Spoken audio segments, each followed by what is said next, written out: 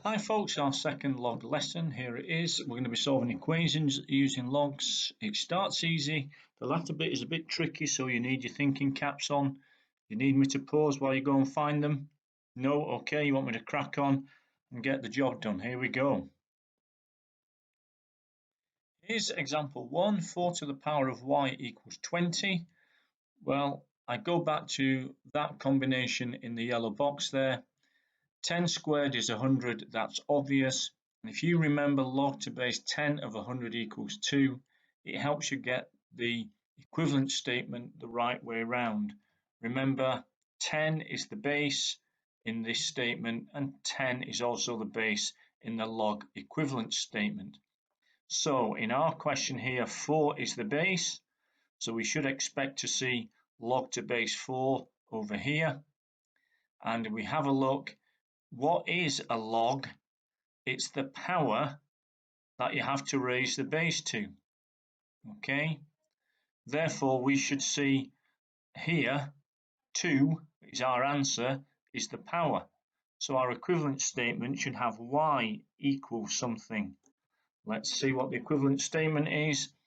It's y equals log, remember, to base 4 of 20. Don't get it wrong, and the yellow box may help you get it right. Here's example 2. What's the equivalent statement to that? Well, again, the base is 2. The power that we raise the base to is the log of the number, so it's log to base 2 of 7 equals 2y plus 1. Remember, the power is the answer if you like, and it's the log of the base, and the base, remember from the previous lesson, the base is 2, so that's the base of the log. And then from that we subtract 1 and then we divide by 2. Here's example 3. Before we find the equivalent statement, we just need to divide by 5 first. So e to the 2y equals 0.6. E is the base, so it's log to base e. So the equivalent statement is 2y equals log to base e of 0.6. And we write log to base e as ln for natural log. And to complete the answer dividing by 2, it's the natural log of 0.6 all divided by 2. There's one exercise to have a go at, question number 1 of exercise 14F. And there's question number 1 of exercise 14G, which I think has got natural log in it using base E. Okay, hope that goes well for you. If not, just email me and I'll help you out. And you want to pause the video before we go on to the next section, which is some harder log equations.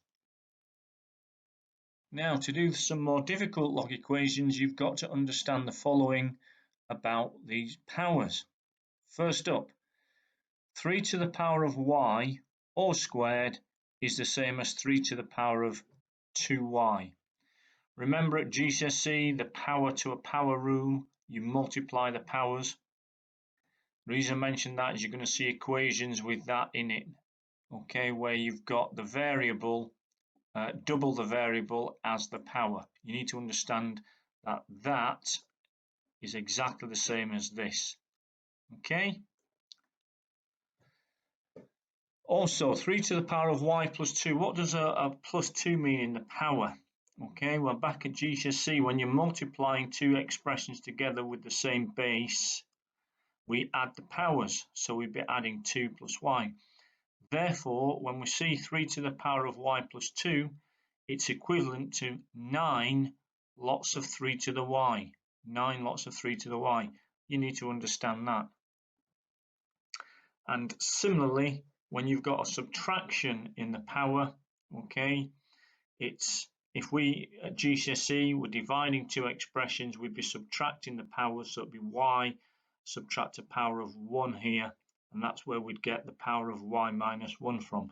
So these two things are equivalent to each other. You need to understand that, so if you need to pause the video and think about that to make sure it's clear in your mind, then do that. Right, so let's apply what we've just talked about in this example where 3 to the 2y appears. Remember, 3 to the 2y is 3 to the y all squared. So our equation now becomes 3 to the y all squared, subtract 5 lots of 3 to the y, etc.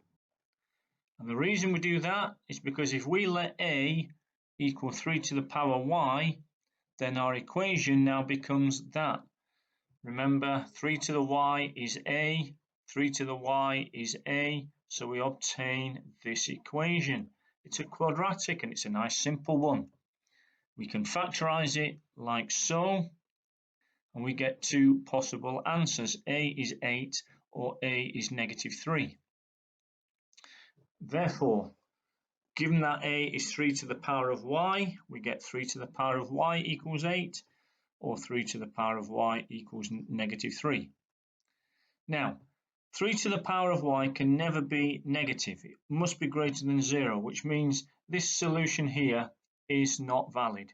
Okay, so that's not a valid solution. So the only valid solution is 3 to the power of y equals 8, and therefore y equals log to base 3 of 8. And that's example 1. You might want to pause the video to digest it, make sure it's clear in your mind. Here's example 2, quite similar. There's a little bit of a difference. Can you see what it is? Well, 4 to the 2y is 4 to the y squared. We've seen something similar before. It's this bit here. 4 to the power of y plus 1 is 4 lots of 4 to the y. Therefore, 4 to the 2y is 4 to the y all squared. I think you've got that. This now becomes subtract 2 lots of this. And 2 lots of this is 8 lots of 4 to the y. Just check you understand where we're getting 8 lots of 4 to the y from, because that's crucial. If we now let a equal 4 to the y, our equation becomes that, which factorizes to that, which gives us solutions of these, and therefore 4 to the y equals 6, or 4 to the y equals 2. Now both those solutions are valid, so we solve both of them separately. 4 to the y equals 6 gives us an answer of log to base 4 of 6, and 4 to the y equals 2 gives us an answer of log to base 4 of 2. And I hope you've understood that, because if you have, turn to exercise 14F, page 325 in the textbook, question number 2. And in exercise 14G, it's question number 3. And remember, if you've got any difficulties with any of this stuff that we're doing, just drop me an email. Okay, good luck, folks. Hope it goes well. And then the next lesson is the trickiest part of the log chapter. So you need your thinking cap and your thinking boots on for that one. Speak later. Take care. Bye-bye, folks.